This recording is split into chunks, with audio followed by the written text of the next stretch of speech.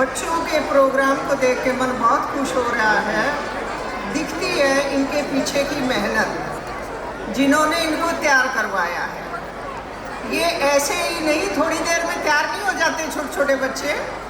बहुत लगन लगती है अध्यापकों की, जिनका हम थोड़ी देर में बैठ के आनंद ले रहे हैं। शायद महीनों की मेहनत है इनकी इसके पीछे। बहुत ही बढ़िया प्रोग्राम चल रहा है और बच्चे बहुत ही लगन से इसको कर रहे हैं। बड़ी अच्छी, कोई गलती कोई त्रुटि कहीं नहीं। तो मैं तो गदगद हो रही हूँ इतने अच्छे प्रोग्राम को देख के, वो भी छोटे छोटे बच्चों का, जिन्हें ठीक से उठना बैठना सिखाना भी बड़ा मुश्किल काम होता है। आज के कार्यक्रम में बहुत सारे सुंदर विचार आपने सुने हैं। बच्चे शायद लंबा समय तक से बैठे हैं और तैयारी कर रहे हैं, तो मेरे ख्याल कुछ सुनने के मूड में है नहीं आज वो। मैं चाहूँगी कि 2 शब्द में माँ बाप से ही मुखातिब हूँ। आप सभी चाहते हैं हमारे बच्चे अच्छे हों, हमारे बच्चे लायक हों, और शायद ये भी चाहते हैं कि बुराइयों से भी दूर रहे। लेकिन उससे पहले आप थोड़ी देर के लिए ये तो सोचिए कि उनको घर में आप कैसा माहौल दे रहे हैं। क्या सिर्फ स्कूल की जिम्मेवारी है? क्या सिर्फ टीचर की जिम्मेवारी है? शिकायतें घर से आती हैं और माता पिता इतना भी कंट्रोल नहीं रख पा रहे हैं अपने बच्चों को कि अपनी ठीक बात मनवा लें, तो ये आपकी कमजोरी है। स्कूल कहाँ तक, स्कूल तो अपने प्रांगण में ही तो संभालेगा बच्चे को। आप उनको वो माहौल दीजिए। बहुत सारी शिकायतें आती हैं कि बच्चे घरों से वो चीज़ छुपा के ले जाते हैं स्कूलों में, और माँ बाप को कोई पता ही नहीं होता, जो उनके आयु ग्रुप में के बच्चों को नहीं पता होनी चाहिए। आप अपने घरों में उन प्रतिबंधित चीज़ों को जो बच्चों को नहीं पता होना चाहिए, क्या ऐसे ही खुले में रखते हैं?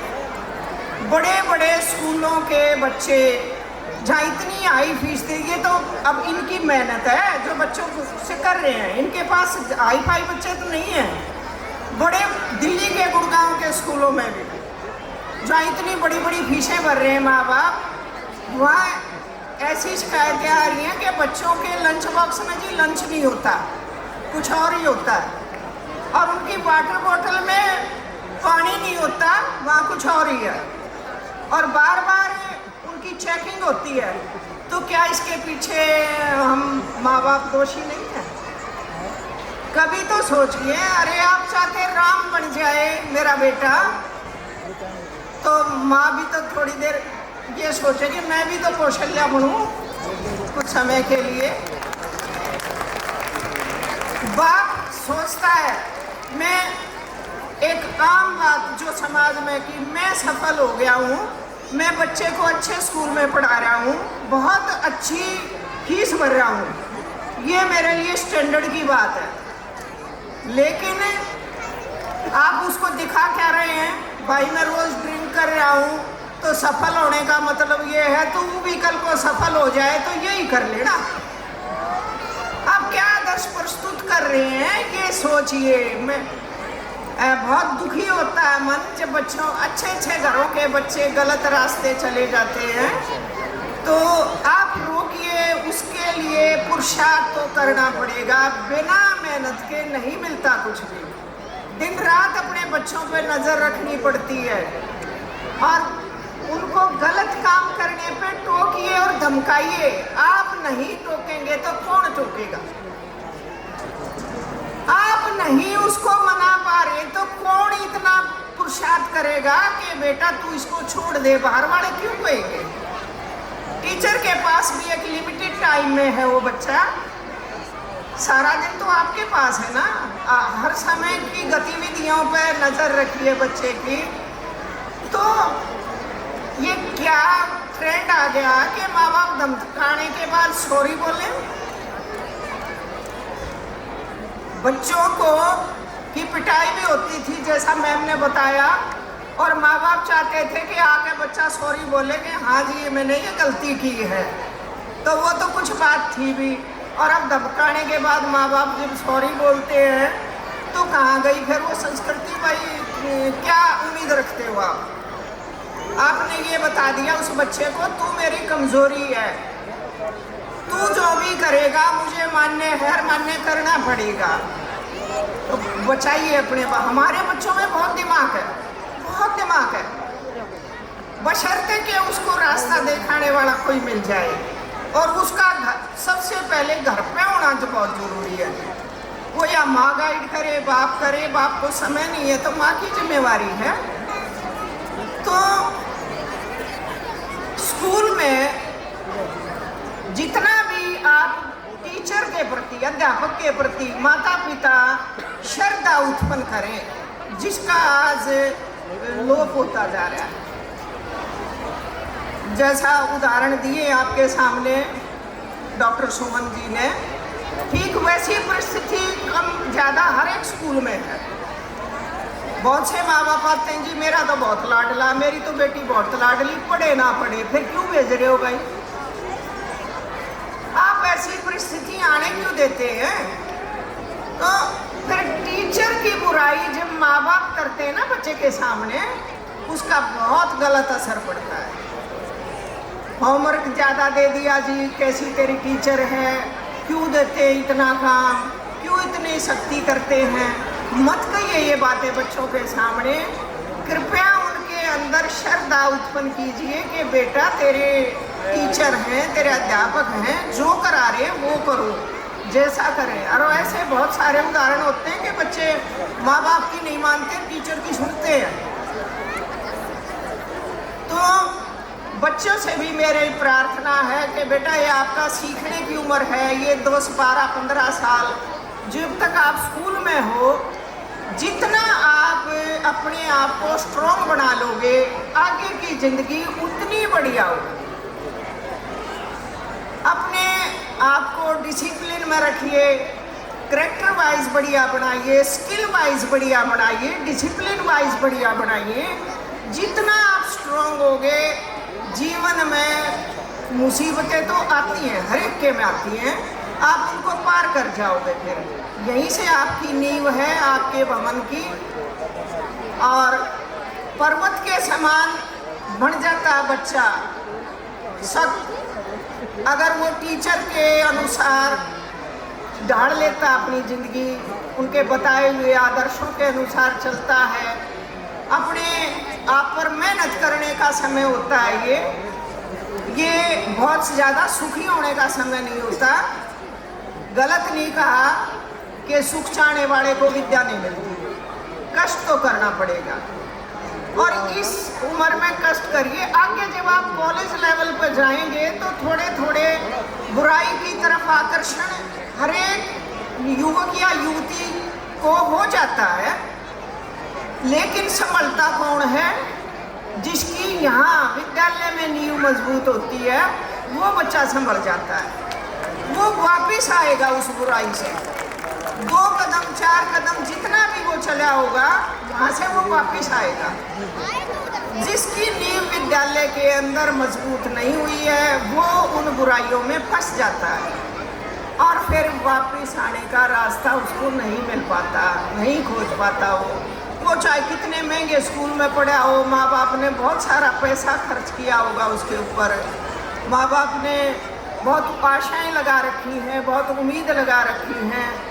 तो यही मेरी प्रार्थना है कि बेटा विद्यार्थी जीवन को विद्यार्थी बन के जियो। अगर कुछ सीखना है तो आप विद्यार्थी बनाओ। ये तो आगे के लिए भी ज़रूरी है कि हमें कुछ भी सीखना है तो विद्यार्थी वाला हमारा रूटीन और विद्यार्थी वाली हमारी रुचि होनी चाहिए।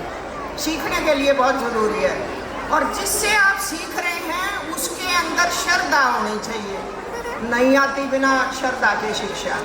आप अपने गुरुओं का अपमान करें, आप क्या सोचते हैं कि हम मेडल ले आएंगे और फिर हम बहुत अच्छा नाम चमकाएंगे? होता ही नहीं होता। आप किसी का उदाहरण उठा के देखिए।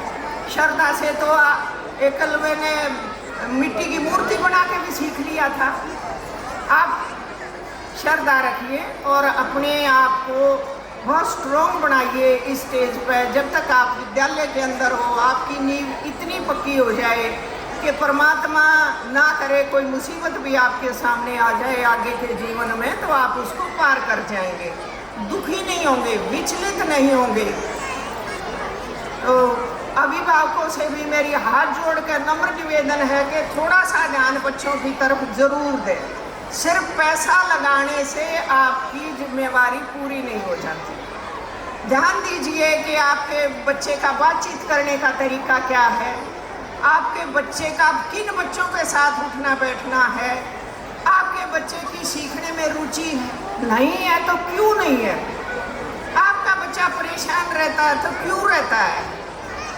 मैंने गर्ल्स स्कूल में, लड़कियों के स्कूल में पढ़ाया है ताउम्र। बहुत सारी समस्याएं होती है बच्चियों की जिन्हें वो माँ बाप से शेयर करती हैं और माँ बाप नहीं सुनते हैं। ऐसे बहुत सारे केस होते हैं। फिर वो बच्चियाँ भरोसे के लायक ढूंढती हैं कि कौन अध्यापक या कौन मेरा रिश्तेदार, कौन किससे कहूँ। ऐसी ऐसी समस्याएं आती हैं, माएँ अनजान होती हैं।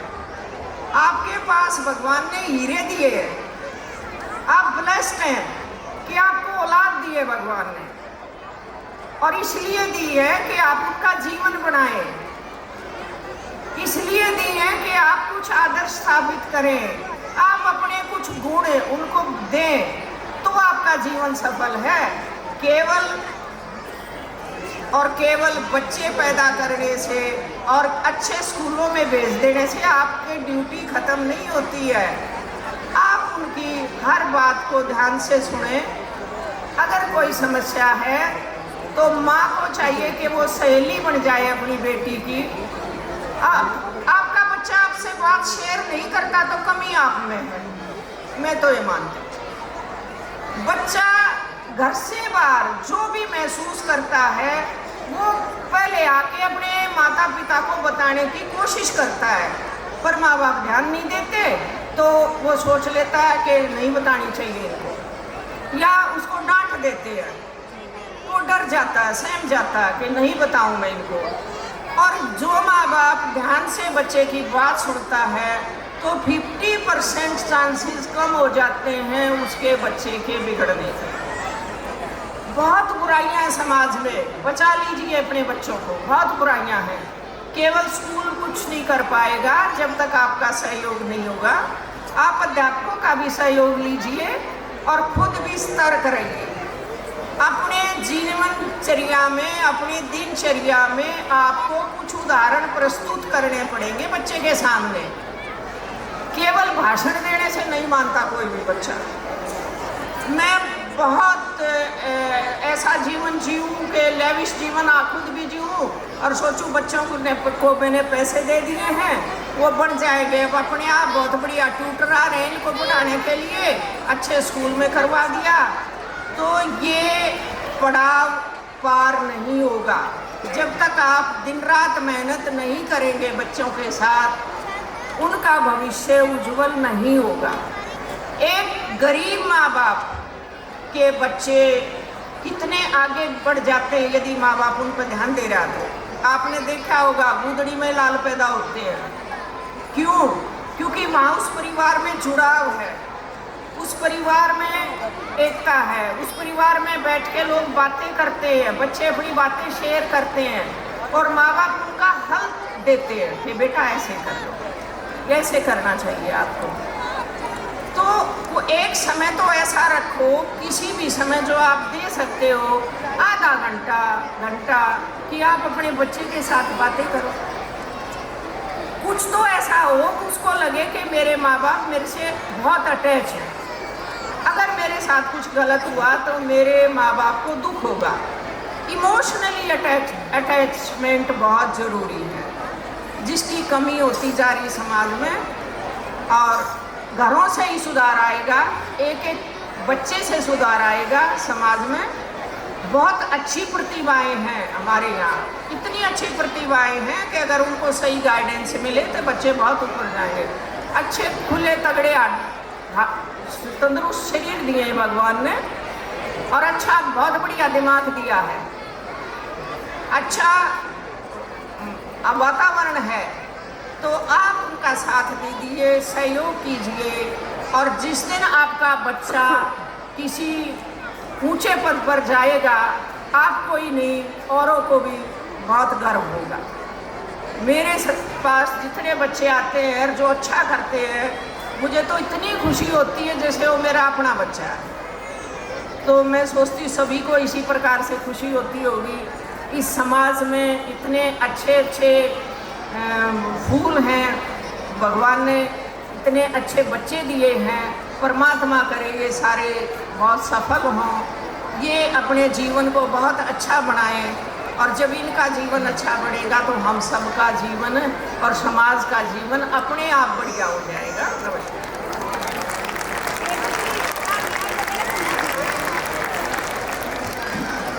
धन्यवाद मैम। और जो बातें आपने, जो संदेश यहाँ उपस्थित अभिभावकों को दिया है, वो सभी फलीभूत हों, ऐसा मुझे विश्वास है और होना भी चाहिए। और इसी के साथ मैं रिक्वेस्ट करूंगी हमारे डायरेक्टर सर से दोबारा कि राजीव पांडे जी, अनिल सिंह माथुर जी और कुलदीप सोलंकी जी को लेकर वो स्टेज पर पहुंचे, ताकि हम जो एकेडमिक अवार्ड 4 to 11 के स्टूडेंट्स रहते हैं उनको इस मंच से सम्मानित कर सकें।